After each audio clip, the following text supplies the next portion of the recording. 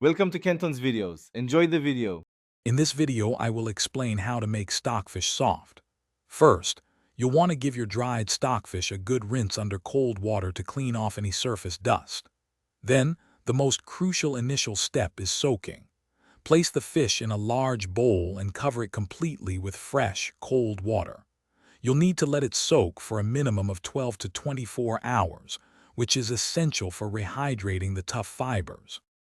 During the soaking period, it's really important to change the water frequently, ideally every 6 to 8 hours. This helps to further clean the fish and mellow out its intense flavor. You'll notice the fish gradually expanding and becoming more flexible. After about 24 to 48 hours, depending on its thickness, the stockfish should feel significantly softer and more pliable, indicating it's ready for the next step. Once your stockfish is beautifully rehydrated and soft, it's time to cook it to perfection. Drain the soaking water and place the fish in a pot with fresh, cold water.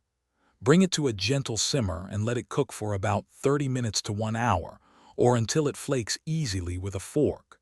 For an extra layer of flavor, consider adding a few bay leaves or a quartered onion to the simmering water. After cooking, let the stockfish cool down just enough to handle comfortably.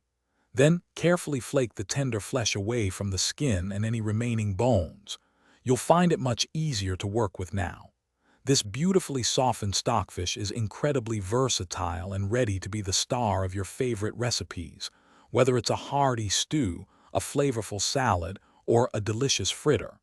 Enjoy your culinary creation. Thanks for watching. Consider subscribing if we helped you.